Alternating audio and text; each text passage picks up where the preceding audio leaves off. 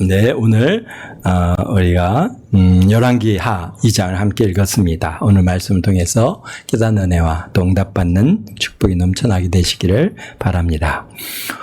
오늘 열왕기하 2장은 그동안 왕들의 이름과 그들의 행한 일들을 우리 열왕기 상 또 하에 이르기까지 참 열왕들의 그러한 이름들과 그들의 한 일에 대한 일들을 중심적으로 이렇게 기록하고 있는데요.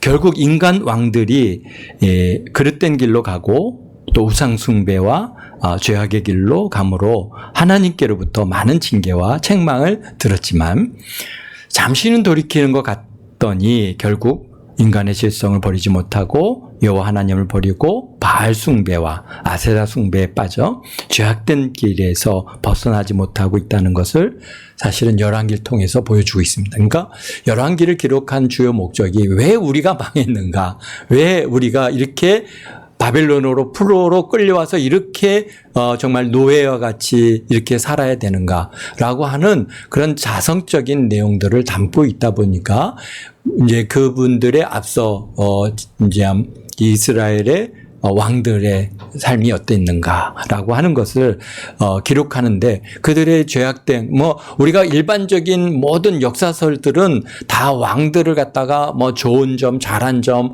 그들이 어떤 선을 베푼 거 이런 것을 갖다가 중점적으로 기록하는 반면에 우리 열왕기는 그렇지 않습니다. 철저하게 하나님 앞에 우리의 그런 앞섰던 조상들의 그 왕들이 얼마나 악을 행했는가, 결국은 우리가 이렇게 버림받아 수밖에 없는 이런 상황으로 우리가 던져질 수밖에 없는 원인이 어디 있는가라고 하는 것을 철저하게 이렇게 아주 솔직하게 기록하고 있고, 그것을 읽는 후손들이 우리가 참 하나님께서 우리를 택하서 부르시고 이 이스라엘 가나안이라고 하는 그런 지역을 하나님께서 약속의 땅으로 주셔서 거기서 정말 부강한 나라로 성장했습니다. 정말 다윗 왕 때와 솔로몬 왕 때에는 그 근동의 모든 지역을 다스릴 만큼 그렇게 강력한 국가로 그렇게 세워졌지만, 그러나 그 왕이 솔로몬 왕 이후에 그냥 나라가 갑작스럽게 둘로 나눠지고 정말 쪼그라들고 힘없어지고 이제는 결국은 우리가 망하는 이 과정이 결국은 우리의 그러한 왕들, 사실 솔로몬 왕부터 이제 시작되는 것이죠. 다윗 왕까지는 그들 하나님께서 다윗 왕이 정말 하나님의 뜻을 쫓아서 살려고 했지만은, 그러나 이제 솔로몬이 초기에는 그래도 선을 베푸는 것 같았지만은, 그러나 이제 점점 후반부에 들었으면서 하나님께서 두 번이나 가셔서 그 솔로몬을 책망하셨지만 돌이키지 아니하고 계속 우상 숭배의 길을 계속 이렇게 가다 보니까 그 이후에 왕들이 이제 얼마나 하나님을 멀리하고 악을 행하고 그릇된 길로 갔고, 지금 이제 열왕기 하 직전에 아합 왕은 그냥 가장 악한 왕이고, 심지어는 어떻게 됐습니까? 이 북이스라엘이라고 하는 나라가 그 이세벨을 이제 아내로 맞이하고 나서 뭡니까? 여호와를 갖다가 예배하고 여호와를 신앙하는 신앙의 그런 여호와 이제 유대교의 그런 국가인데, 근데 이 나라가 바알 국가로, 바알 종교를 숭배하는 국가로 이 종교를 갖다 뒤엎는 결과를 갖고 왔습니다. 그러니까 그래서 아주 가장 악한 왕이다라고 그렇게 기록하고 있습니다. 그래서 근데 그 아합도 하나님께서 그냥 버리지 않으셨어요. 그렇게 악을 행했음에도 불구하고 선지자 엘리야를 보내주시고, 그래서 그의 잘못됨과 그릇됨을 지적할 때 아합이 또 겸비하고 또 이게 하나님 앞에 좀 자신을 갖다 낮추는 모습을 보시고는 그래도 좀 하나님의 징계를 유예하시고 뒤로 미루시는 이런 과정들을 우리가 보는데요. 그래서 잠시 동안은 돌이키는 듯 하더니 결국은 인간의 죄성을 버리지 못하고 여호와 하나님을 버리고 바알 숭배와 아세라 숭배에 빠져서 죄악길에서 벗어나지 못하고 있는 것을 우리에게 다 기록하고 있습니다. 이런 왕들의 범죄에 결국 백성들이 동조를 하죠. 우리가, 왕들이 잘못되면은 내가, 왕의 잘못을 갖다가, 이게 바른 길로 이끌어 보겠다라고 할 수 있느냐? 사실은, 소극적으로는 어느 정도 가능하겠지만 적극적으로 왕 앞에 나가서 왕이시여, 그것은 잘못됐습니다, 이렇게 얘기하는 우리 선지자들이 있었지 않습니까? 그러나 그런 선지자들의 그런 말들을 왕들이 받아들이냐면 그렇지 않고, 저놈 잡아라, 그러고는 잡아서 죽이는 일들이 이제, 그 북이스라엘에 이제 자꾸 나타나니까 한두 번은 그렇게 할 수 있겠지만은 이제 반복적으로 왕들, 이제 선지자들을 잡아서 죽이는 일들이 나올 때 참 누가 감히 그 왕 앞에 왕의 그릇됨을 지적하고 잘못됐습니다라고 얘기할 수 있겠는가? 그러니까 공권력의 힘은 굉장히 강력한 힘을 갖고 있습니다. 처음에는 막 일어나서 우리가 왕이 잘못된 길로 갔을 때는 백성들이 왕이 그렇게 하면 안 됩니다, 막 몇 번은 할 수 있겠지만은 군사를 풀어가지고 막 짓눌러 버리면은 그러면 이제 백성들이 아무 말도 못하는 것이죠. 그렇습니다. 이런 왕들의 범죄, 그러다 보면은 결국은 이제 백성들도 동조하게 되고 결국은 우상숭배가 북이스라엘의 종교가 되고 이제는 오히려 여호와 하나님을 따르는 신앙인들을 박해하고 심지어는 여호와 하나님의 선지자를 갖다가 멸시하고 잡아 죽이고 자기들이 죄를 지적하고 그것을 갖다 책망하면은 그것이 싫다고 하고 미워하는 그런 사회적인 환경, 그런 분위기까지, 사회적인 환경이 만들어져서 여호와 하나님의 선지자들로서 북이스라엘에서 살아가는 것이 쉽지 않은 그런 환경으로 변화되어 버렸습니다. 정말 얼마 전까지만 해는 여호와의 선지자들을 백성들이 존경하고 그런 선지자가 나와서 이제 무슨 문제가 있을 때 말씀 한번 여호와의 말씀이다라고 해서 그 여호와의 말씀을 전하면은 아멘 하고 회개하고 돌이키는 그런 역사가 있었는데 지금은 여호와의 말씀이다 그러면은 저놈 잡아라 그러고 잡으러 와가지고 이제 잡아가고 옥에 가두고 심지어는 죽이는 일들이 이제 발생을 하는, 그러니 이 사회 분위기가 어떠하든지 우리가 금방 그 환경을 갖다 이해할 수 있습니다. 그러니까 북이스라엘의 북이스라엘의 여호로보암 왕에서부터 아하시야 때까지 왕들의 죄악을 바로잡기 위하여 여러 선지자를 세워서 왕들에게 보내신 여호와 하나님께서 이제는 열왕기 하에 넘어가면서 분위기를 완전히 이제 변화시킵니다. 그래서 하나님께서 왕들에게 두었던 소망을 거두시고 이제 하나님의 선지자를 세워서 선지자를 통해서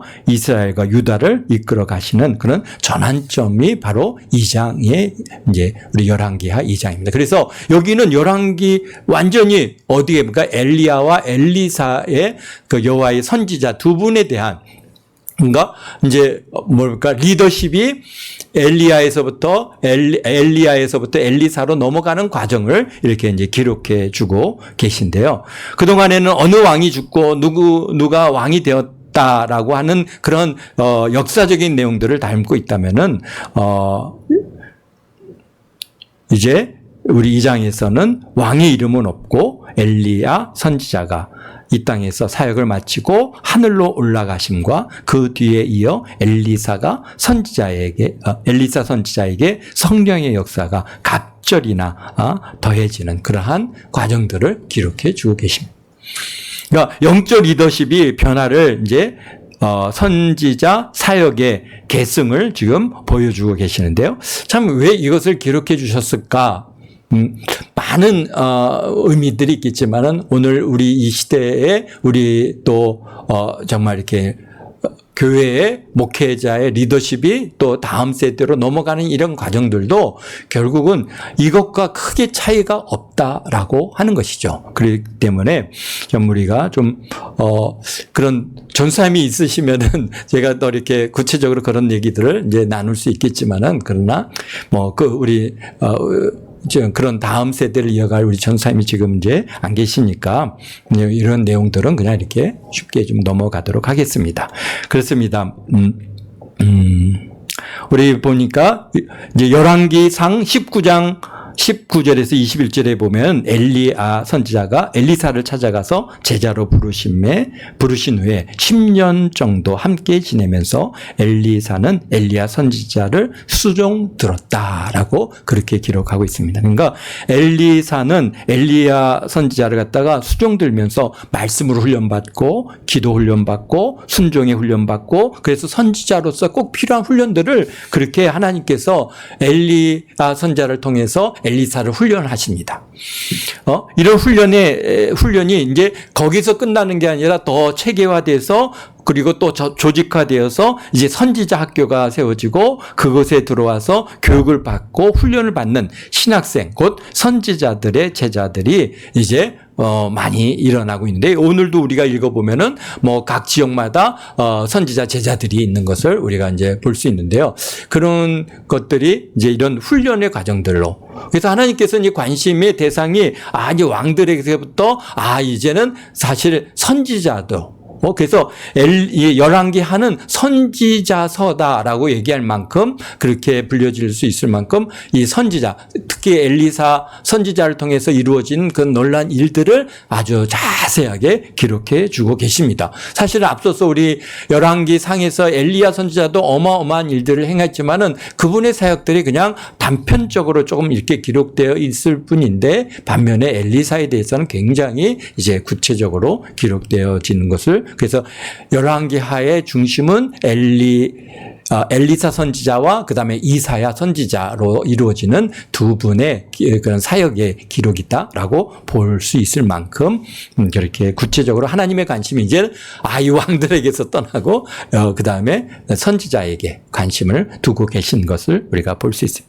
그래서 하나님께서는 이스라엘의 역사의 주인공으로 왕들을 세워 이끌어 오신 것 같아 보이지만은 그러나 사무엘 선지자 때부터 제자들이 있었던 것 같이 하나님의 말씀에 감동된 선지자들을 통해서 이끌어 오고 계시다는 것을 오늘 2장에서 분명하게 우리에게 보여주고 계십니다. 1절에 보니까 여호와께서 해오리 바람으로 엘리야를 하늘로 올리고자 하실 때 엘리야가 엘리사와 더불어 길갈에서 나가더니 그렇게 했습니다. 그러니까 엘리야를 선지자를 갖다가 어떻게 합니까? 회오리 바람으로 하늘로 올리실 것을 어떻게 하셨다는 거 예고하셨고 선지자 제자들이 그것을 알고 있었습니다. 그러니까 엘리야 선지자의 승천이 그냥 어느 날 갑자기 뭐 이렇게 아무도 모르게 그냥 하늘로 올라갔더라. 그렇게 그런 사건이 아니라는 거예요. 이게 아주 그 엘리야 선지자들의 제자들에게 다 알려줬고 언제 올라가신다. 어느 날 그분께서 하늘로 올라가신다는 것을 다 알고 그래서 그들이 준비하게 하고 또 그리고 그것을 보고 어떻게 합니까? 엘리야 선지자가 하늘로 이렇게 올라가셨다라고 하는 것을 증인으로 삼고 계시다는 것이죠. 그래서 제자들에게도 알려졌고 예고되었으며 그래서 기다리는 사람들이 많았고 그 사실을 갖다가 증거하는 증거자로 삼고 계십니다. 엘리야와 엘리사가 길갈에 계시다가 나가는데 길갈은 어떤 곳이냐? 바로 이스라엘 백성들이 출애굽해서 요단강을 건너서 처음 할례를 갖다가 행하여 언약 백성의 증표를 새롭게 한 장소가 바로 길갈입니다. 그래서 과거의 은혜와 첫 사랑을 기억하는 장소. 그래서 길갈 가면 우리 이스라엘 백성들이 출애굽을 해서 광야에서는 계속 움직여야 되니까 할례를 행하지 못했습니다. 그런데 이제 길갈에 와서 처음 와서 그 광야에서 나 모든 할례 받지 못한 그 모든 사람들이 그곳에서 할례를 갖다가 행하고 그리고 이제 어떻다는 거예요? 언약 백성으로서의 증표를 갖다가 새롭게 하는 그런 장소가 길갈인데 이게 그런 곳이지라고 하는 것을 그들이 항상 갈 때마다 여기서 이런 일이 있었어 이렇게 그것을 회상하고 또 기억하게 하는 그러한 곳인데요. 바로 그곳에서부터 출발합니다. 그래서 어디로 갑니까? 이제 베델로 가는데요. 갈 때 참 그 엘리야 선지자가 너는 여기 머무르라 그랬을 때 여호와께서 나를 베델로 보내시느니라. 2절에 보니까 그때 엘리사가 대답하면 여호와께서 살아계심과 당신의 영혼이 살아 있음을 두고 맹세하노니 내가 당신을 떠나지 아니하겠나이다 하는지라. 이에 두 사람이 베델로 내려가니라. 그러니까 이게 엘리야 선지자는 너 엘리사 여기 있어라고 하는데도 엘리사는 아닙니다. 내가 무슨 일이 있어도 내가 당신을 떠나지 않겠습니다 라고 계속해서 3번이나 그런 약속을 받는 것을 우리가 보는데요. 어쨌든 그렇습니다. 베델로 이제 내려가서, 베델은 또 어떤 곳입니까? 야곱이 하나님을 만난 거룩한 장소죠. 지금은 어떤 곳이에요? 이제 지금 이 기록한 이 시대, 그 시대에는 바로 여로보암이 그곳에 뭘 세웠어요? 금송아지를 세웠죠. 그리고 금송아지 앞에 큰 제단을 세웠어요. 그래서 이스라엘 백성들이 금송아지 앞에 와서 제사를 지내고 거기서 정말 하여튼 그런 예배를 하는 그러한 우상 숭배의 아주 중심이 되는 장소가 베델입니다. 그래서 베델과 단인데요. 단은 저 북쪽에 있다 보니까 아무래도 중심적이지 못합니다. 베델이 훨씬 더 이제 중앙에 있다 보니까 모든 그런 북이스라엘 사람들이 모여서 그곳에서 우상 숭배가 아주 심각하게 이루어진 장소가 바로 베델입니다. 그래서 이런 도시가 하나님의 선지자를 갖다가 또 환영할 리가 없는 것이죠. 그러나 베델에도 누가 있습니까? 선지자의 제자들이 있어서 엘리사에게 나와서 말합니다. 엘리야 우리 선지자께서 승천을 아십니까? 승천하신 거 아십니까? 그랬더니 엘리야가 안다. 너는 좀 잠잠하라. 그러고는 이제 또 어디로 보내셨어요? 4절에 보니까 이제 그들을 여리고로 보낸다. 그래서 여리고로 또 가십니다.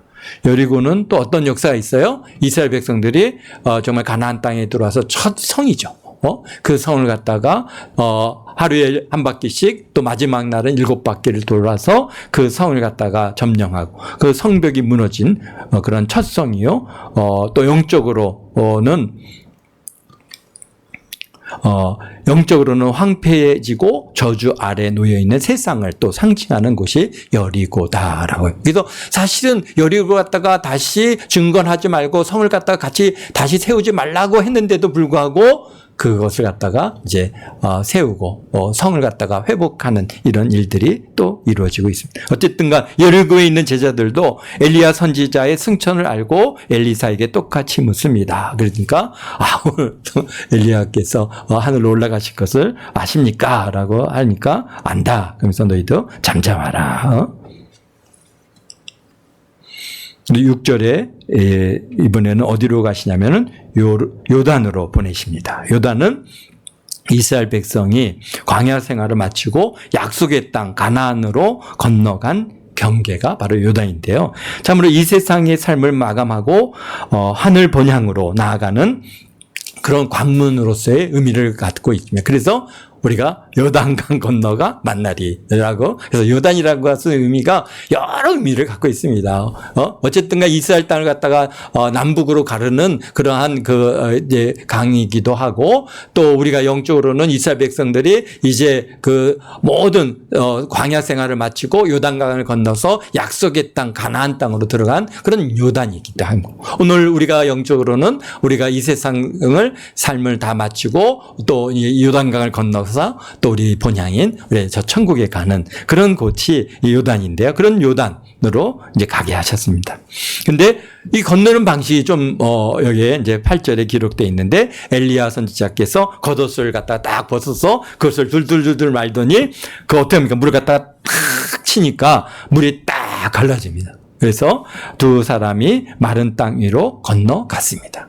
이게 여러 가지를 갖다가 우리가 생각하게 하죠. 홍해를 건너시는 광경, 또 이스라엘 백성들이 요단강을 건널 때도 또 이렇게 물이 갈라져서 그렇게 건넜던 그런 기적적인 사건들을 우리 상기시켜 주고 계십니다. 그리고 9절에서 건너가서 이제 엘리야가 엘리사에게 내가 데려감을 당하기 전에 내가 어떻게 할지 구하라. 그러니까 엘리사가 구합니다. 뭐라고 하십니까? 우리 9절에 보니까 당신의 성령의 하시는 역사가 갑절이나 내게 있게 하옵소서. 그러니까 뭐예요? 이게 성령이 하시는 역사가 갑절이나 내게 있게 하여 주시옵소서. 엘리야의 갑절을 갖다가 이렇게 요구하시는 그런 내용들이 있는데요. 이 말씀에 사실은 여러 가지 의미를 담고 있는데요. 말씀 그대로 성령의 역사가 갑절이나 있게 하옵소서라고 하시는 것처럼 엘리야의 성품은 사실 온유하고 순종적이지만 주의 사역에는 또 타협이 없는 하나님의 능력을 보여주고 왕 앞에서 또 담대하게 이렇게 말하는 그러한 분위기도 하시지만 또 한편으로는 이게 그렇게 적극적으로 사람들 앞에 드러내서 자신을 갖다가 이렇게 드러내지 않는, 그래서 그런 분이셨는데요. 그런 반면에 엘리야는 백성들의 삶에 깊이 들어가서 백성들을 섬기고 소통하는 그러한 성품의 성격이십니다.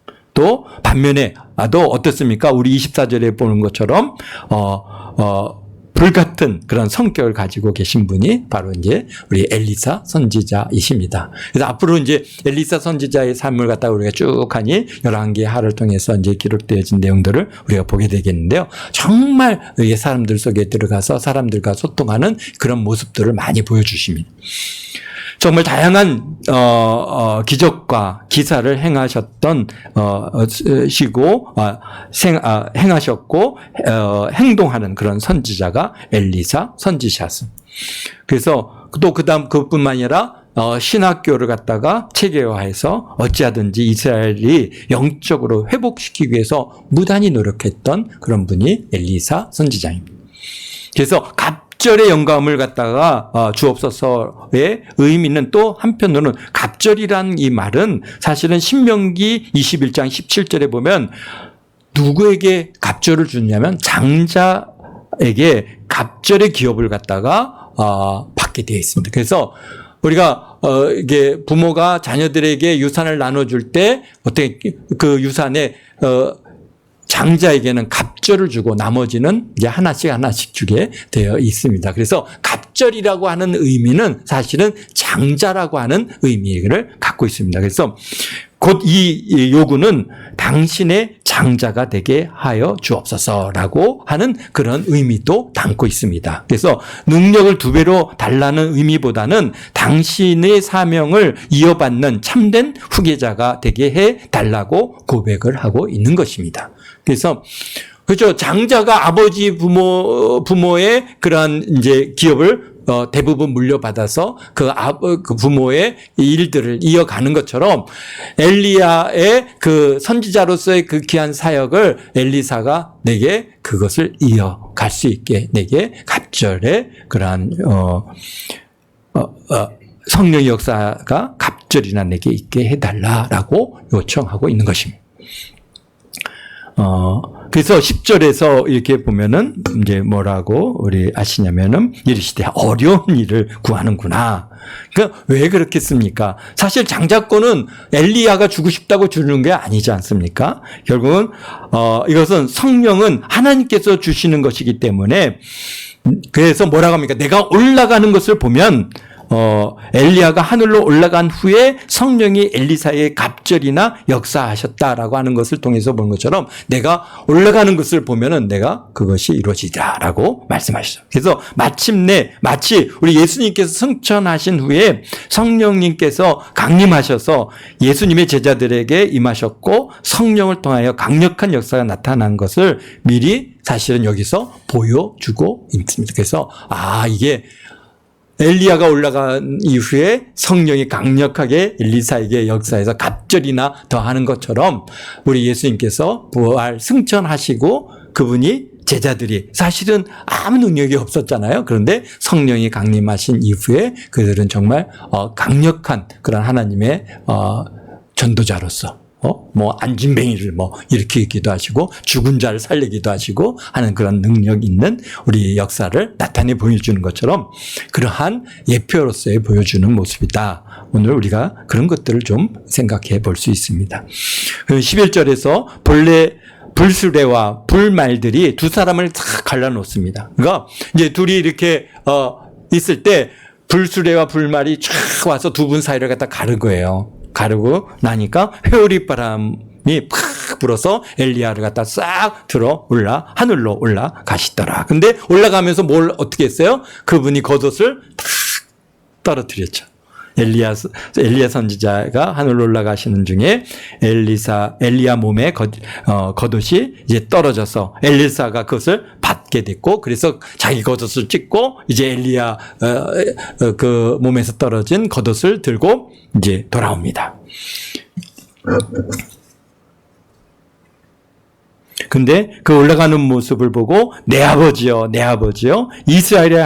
이스라엘의 병거와 그 마병이요 라고 이렇게 부르짖는 모습을 여기 기록하고 있습니다. 물론 뭐 내 아버지요 라고 할 때 이스라엘의 병거와 마병이요라고 하는 것이 엘리야를 영적인 아버지와 같이 여겼고 장자의 몫을 구할 만큼 영적 부자 관계를 갖다가 가졌음을 우리가 알 수 있습니다. 그러나 궁극적인 대상은 사실은 우리가 여기서 엘리야의 하나님 여호와를 향한 그런 신앙 고백이라고 보아집니다. 엘리야를 떠나보내지만은 배후에 계시는 하나님을 향한 부르짖음이죠. 당신은 사실 그렇습니다. 당신은 감히 여호와를 아버지라고 쉽게 부르지 못했다면 지금 우리는 자연스럽게 하나님을 아버지라고 부를 수 있는, 그래서 우리가 아버지라, 우리 로마서 8장 15절에 아버지라 부르짖느니라 라고 말씀하시는 것처럼 우리에게 주시는 그 놀라운 축복, 사실 구약의 성도들이 하나님을 향해서 여호와 하나님을 향해서 감히 아버지다, 물론 아버지라고 부르는 내용들이 있습니다. 전혀 없는 것은 아닌데, 그렇지만은 그렇게 일상적인 표현은 아닙니다. 그러나 우리들은 어떻습니까? 하나님을 갖다가 하나님 아버지, 아버지 마음껏 우리가 이렇게 하나님을 부를 수 있다는 것은 왜? 우리는 그분의 자녀잖아요. 우리는 하나님 우리의 아버지가 되시고 우리는 그분의 자녀가 되어 있기 때문에 신분적으로 달랐습니다. 그러나 구약의 성도들은 사실은 그를 하늘 아버지가 아니라 하느님을 갖다가 그들은 주고 그 다음에 주의 백성으로서의 그러한 신분적인 차이가 좀 있습니다. 그렇기 때문에 이 이스라엘 백성들이 감히 여호와 하나님을 주여, 아도나이, 엘로힘 이렇게 불렀지 감히 아버지 이렇게 부를 수가 없었던 것이죠. 아버지라고 부르면은 우리 예수님을 갖다가 그들이 어떻게 했습니까? 하는 아버지를 아버지라고 했다고 해서 신성모독이다 그래서 잡아 죽이고 십자가에 못 박지 않았습니까? 그만큼 하나님을 갖다 아버지라고 얘기하는 게 그렇게 잘못하면은 신성모독으로 잡혀 죽을 수 있는 그런 아주 쉽지 않은 표현인데, 우리들은 너무나 편하게 하늘 아버지 사랑합니다, 아버지 마음껏 아버지로 우리가 부를 수 있다는 게 이게 엄청난 역사인 거죠. 그렇습니다.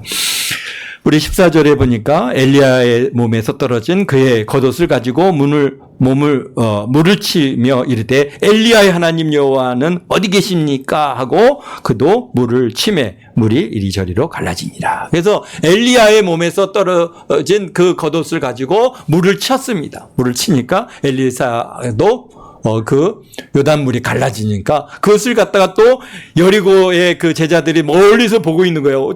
와, 엘리사에게 여기서 맞은편에 여리고에 있는 제자들이 그를 보고 말하기를 엘리야의 성령이 하시는 역사가 엘리사 위에 머물렀다 하고 이제 막 엘리사에게 나가서 땅에 엎드리고 그에게 경배하는 그런 내용을 갖고 옵니다. 그러면서 이제 우리가 가서 이제 좀 엘리야 선지자께서 하늘로 이제 회오리 바람으로 끌려 올라갔으니까 어디 가다가 어디인가 떨어졌을 것입니다. 그러니까 우리가 가서 좀 찾아보게 해주십시오. 근데 엘리사 선지자께서 아니다.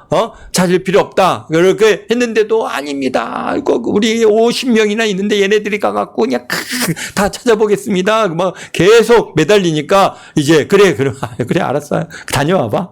그래서 이제 그들이 3일 길을 갔다가 막 다니면서 그 모든 지역. 그러니까 사실은 우리가 이제 요단강을 건너서 길리앗 지역이죠. 길리앗 그다음에 저 더 가면은 이제 그 사해 이렇게 깊이 파여 있는 사회 지역을 넘었으면은 아주 높은 이제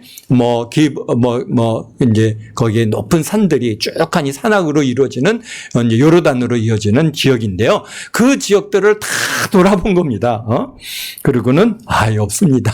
그러니까 우리 지금 엘리사 선지자가 내가 뭐라 그랬느냐, 가지 말라 그러지 않았느냐라고 그렇게 이제 말씀하시는 내용까지 우리가 18절에 기록되어 있고요.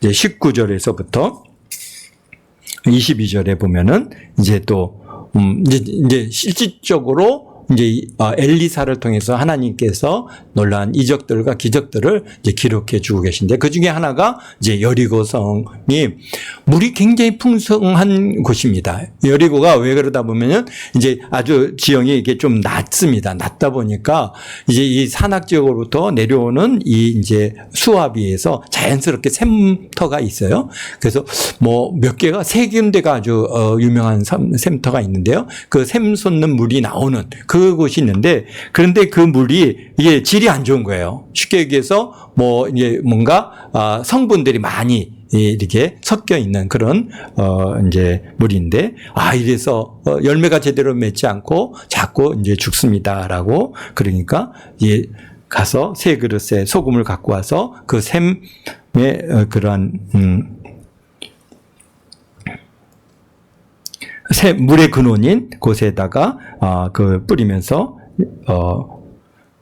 여호와의 말씀이니 내가 이 물을 고쳤으니 이로부터 다시는 죽음이나 열매를 맺지 못함이 없을지니라라고 우리 21절에 기록하는데요. 그 이후로는 이제 그 물이 이제 좋은 그런 샘물로 변화되어서 지금 잘 먹고 잘 이제 사용하는, 지금까지도 여리고에 가면은 아주 그 풍성한 물길을 갖다가 이제 보여주고 있습니다. 그렇습니다. 그리고 우리가 이제 23절서부터 마지막 25절에 참 이 말씀을 우리가 마무리하고 싶은데요. 참 여기 보니까 엘리사 선지자께서 이제 여리고에서 베델로 이제 올라갈 때 작은 아이들이 성읍에서 나와서 막 조롱을 합니다. 그러면서 대머리에 올라가라, 대머리에 올라가라, 대머리에 올라가라, 막 그렇게 이제 조롱하는 이 일들이 참 있는데, 그러니까 이 작은 아이들이라고 하는 이 단어의 히브리어 단어는 나르 카탄이라고 하는 건데요. 어린, 아주 젖먹이 이런 어린 아이들이 아니라 사실은 이제 한 17세 정도까지를, 그러니까 청년까지도 포함되는 그러한 포함해서 사용하는 용어입니다. 그런데 그 아이들이 얼마나 많이 나왔는지, 여기 보니까 우리가 이제 24절에 보면은 해를 입은 아이가 47명이니까 이게 다라고 표현한 게 42명이니까 그 42명을 찢었다고 하니까 아마도 그보다 더 많은 숫자이겠죠. 그러다 보니까 거의 한 100명 가까운 아주 큰 무리가 막 쫓아와서 엘리사 선지자를 향해서 대머리에 올라가라, 대머리에 올라가라, 막 그렇게 지금 희롱을 하고 있습니다. 이런 아이들이 42명이 나와서 조롱한다고 생각해 보십시오. 참 난감하죠. 그러면서 대머리는 사실 엘리사가 대머리인 것을 비하하고 있는 것이고, 또 엘리야 선지자께서 하늘로 올라가신 것을 이 아이들이 듣고 이미 알았다는 것이죠. 베델의 이 아이들이. 그러니까 올라가라는 게 그게 언덕을 올라가라 그런 의미도 물론 베델에서 여리고에서 베델로 가는 길은 좀 이렇게 좀 올라가는 길이기 때문에 올라가라 하는 의미도 있지만은, 그러나 그것보다는 뭡니까, 이게 비유적인 얘기인데요. 너도 엘리야 같이 올라가 봐. 야, 엘리야야, 이 대머리야, 올라가 봐. 너도 선생님이 올라갔다고 하니까 너도 올라가 봐. 이렇게 하나님께서 행하신 일을 갖다가 비웃는 그런 행위를 하고 있습니다. 그러니까 하나님의 선지자를 조롱하는 것이 아니라 하나님의 권위를 조롱하고 있는 것이죠. 그래서 24절에 그들을 여호와의 이름으로 저주하니 암곰들이 나와서 42명을 찢었더라 그랬습니다. 아마도 제일 앞장서서 그 일을 갖다가 막 행했던, 같이 그냥, 궁중심리에서 끌려 이렇게 다니는 아이들은 어느 정도 피했더라도 어쨌든 간 적극적으로 엘리사 선지자를 갖다가 조롱하는 이 아이들이 아마도 해를 당치 않았을까. 그렇게 보아집니다. 이게 베델이 어떤 것입니까? 베델이 우상숭배의 중심지죠. 그곳에 금송아지가 있고, 그 다음에 제단이 있고, 거기에서 매번 거기서 제사를 지내는 그런 일들에 그런 우상숭배 중심지인데, 그곳에서 나서 자라는 아이들의 눈에는 여호와 하나님과 그의 선지자들이 우스운 존재로 보여질 수밖에 없다는 것이죠. 물론 이 아이들이 지금 벌써 140년, 그러니까 여로보암이 베델에다가 금송아지를 세우고 제단을 세운 이후로 벌써 100년이 넘게 지났거든요. 그러니까 이 아이들은 여호와의 이름을 잘 모릅니다. 그냥 늘상 그냥 거기서 그렇게 제사를 지내고 우상숭배하는 모습 속에서 부모와 그 부모의 때, 자녀의 때까지 이렇게 내려오고 있는 상황이니까 이 아이들이 볼 때는 이제는 여호와 하나님 그런 것은 별 관심이 없는 거예요. 그러니까 그의 선지자들을 우스운 존재로 보았던 것이에요. 그래서 당시 북이스라엘의 영적인 현실을 보여주고 있는데요. 아합 왕과 이세벨의 시대를 거치면서 바알 숭배가 국가적인 종교가 되었고요.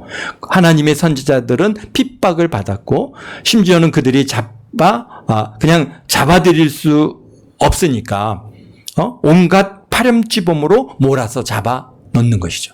물론 우상숭배, 아합과 이세벨이 여호와의 선지자들을 갖다가 이제 잡아서 옥에 가두는데 사실 백성들이 여호와의 선지자라는 것을 알 때 그를 갖다가 쉽게 잡아서 해를 가한다는 게 어렵잖아요. 그러니까 그 여호와의 선지자들과 하나님의 백성들을 갖다가 어떻게 합니까? 이게 파람치범으로 몰아넣습니다. 그러니까 오늘날도 그렇고 옛날도 그렇고 언제든지 그게 동일한 게 뭐냐면은 탈세를 했다든지 부정부패를 했다든지 사기를 쳤다든지 이런 불법 행위를 했다든지 이런 것들로 막 이제 걸고 넘어져서 잡아들이는 거예요. 그러니까 이게 아이들이 볼 때 보니까 요 놈들 보니까 나쁜 놈들이네.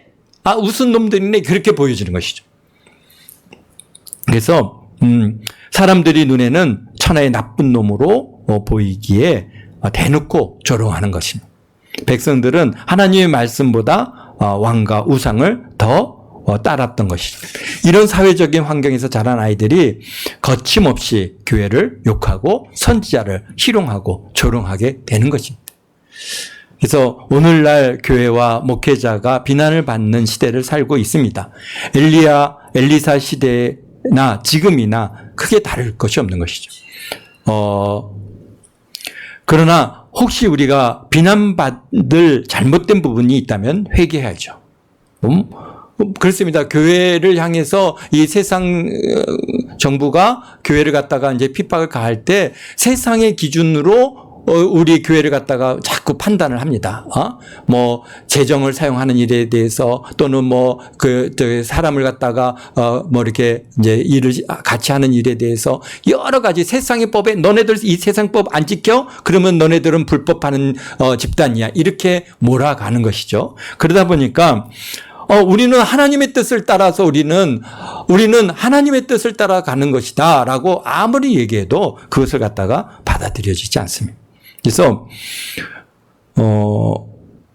그런 예 중에 하나가 우리가 이제 자꾸 시간이 길어지니까 우리 넘어가도록 하죠. 그렇습니다. 우리가 받는 그러한 일들이 있다면, 우리가 혹시나 비난받을 잘못된 부분이 있다면 회개하고 우리를 비난한 영혼들을 위해서 우리가 중보 기도해 주는 그러한 우리들이 돼야 됩니다. 하나님의 이름이 멸시를 받으면 하나님께서는 당신의 권위를 드러내셔서 천지를 또 생사화복을 세계 역사를 주관하신 분이심을 보이시고 멸시하는 자들에게 징계를 가하시는 분이심을 갖다가 알기에 그 영혼들을 위해서 우리가 공유를 베풀어 주시기를 우리가 기도하게 되는 것이죠. 그렇습니다. 오늘 우리 말씀을 통해서 우리가 마무리하고자 합니다. 우리는 언제나 요단을 건너 갈 준비가 되어 있어야 됩니다. 결국 이 땅의 삶은 마치고 하나님의 임재로 들어가듯이 하나님께 나아가는 것을 잊지 말고 우리가 살아가야 되는 것이고요. 또 둘째로 우리는 엘리사와 같은 사람들입니다. 엘리사는 건너갔지만 돌아왔습니다. 왜? 사명이 남아있기 때문에 돌아온 것이죠. 엘리야는 사명이 끝났으니까 하나님께서 불려 가신 것이고, 우리 엘리사는 사명을 남아있기 때문에 돌아온 것입니다. 우리도 우리에게 맡겨진 사명이 끝나면 주님의 품에 안기는 것이니 생명이 있는 동안 하나님께서 맡겨주신 일을 충성스럽게 감당하시고 우리의 사명을 마치시기를 바랍니다. 그래서 어떤 분들이 빨리 죽었으면 좋겠다고, 우리 주변에 이제 권사님들이나 나이 드신 분들이 빨리 죽었으면 왜 나는 이렇게 안 죽냐고 그렇게 얘기를 갖다가 하는 중에 가장 큰 이유가, 우리가 뭐라고 그분들에게 얘기합니까? 우리 권사님 사명이 있기 때문에 우리 하나님께서 아직 이 땅에 살려두고 계십니다. 그래서 그 사명을 잘 간다. 대부분은 뭡니까? 주를 위한 기도의 사명이죠. 또 하나님의 나라를 위한 기도의 사명이고, 교회를 위한 기도의 사명이고, 연세가 이제 많으니까 우리가 육체로 뭘 할 수 있는 일들이 많지 않습니까? 그러나 더 중요한 것은 기도하는 것이죠. 그래서 기도 사명을 갖고 있는 사람들 하나님께서 끝까지 붙드시고 이렇게 살려두시는 것을 우리가 많이 봅니다. 늘상 우리 주변에서 그런 분들을 우리가 대하게 되죠. 그래서 그러나 이제 기도의 사명이 마치게 되면은 하나님께서 불러가시는 거죠. 그렇습니다. 그래서 사명을 우리에게 주셨다고 하는 사실을, 또 내가 지금 살아있는 이유는 하나님께서 나에게 사명 주셔서 그 사명 감당하라고 그렇게 지금 우리를 붙들고 계시다고 하는 사실을 잊지 마시고, 내게 주신 사명이 뭔가. 오늘 우리들은 젊잖아요. 그러니까 뭔가 우리에게 주어진 이 사명을 우리가 찾고 그 사명을 잘 이루어가는 그런 저와 여러분 다 되시기를 바랍니다. 그리고 신앙은 스승을 붙드는 것이 아니라 하나님을 붙드는 것입니다. 우리가 존경하는 스승이나 목회자나 선배들은 또 부모님은 언제나 떠나는 것입니다. 그러나 하나님께서는 떠나지 아니하시고 영원히 여러분 곁에 함께 계시다고 하는 사실을 잊지 마시고, 그렇습니다. 우리가 목회자에게 우리 신앙의 기준을 두면 안 됩니다. 목회자는 오늘도 엘리야는 하늘로 올라가시고 엘리사가 남아 그 일을 감당할 때, 나는 엘리야만 선지자지 엘리사는 내가 그분을 갖다 목회자로 내가 인정할 수 없어. 이렇게 된다면은, 그러면은 그보다도 슬픈 일이 어디 있습니까? 그거 아닙니다. 사실은 그 엘리야도 하나님께서 선지자로 세우셨고 엘리사도 하나님께서 선지자로 세우셔서 그 일을 맡겨주신 것이니까, 그 일이 이제 그 다음 때로 넘어가면 그 주어진 그 목회자를 또 하나님께서 이 교회에 세우신 목회자로 생각하고 열심히 섬겨가야지, 나는 평생 우리 이 목사님만 내가 목사님이야 그러고 이렇게 그런 마음을 가지고 그래서 이제 후임으로 누군가 또 이제 세워질 때 나는 이분을 인정할 수 없어, 이런 마음을 가져주면 절대로 안 된다는 것이죠. 우리는 바라보는 것은 하나님을 바라보시는 거고, 우리의 신앙이 목회자에게 있는 거 아니지 않습니까? 우리를 구원하는 것이 목사님에게 있는 거 아니지 않습니까? 다 하나님께 있는 것이죠. 그렇기 때문에 하나님께서 세우시는 자를 우리가 아멘으로 받고 그분을 갖다가 또 충성되이 섬겨나갈 때 우리의 신앙이 더욱 하나님께 합당한 신앙으로 나아가게 되어질 줄로 믿습니다. 그러므로 우리는 천국만 바라보시고 천국을 소망하며 우리의 사명을 잘 충성되게 감당하시는 저와 여러분 모두가 되시기를 예수님의 이름으로 축원드립니다. 기도하겠습니다. 거룩하신 아버지 하나님,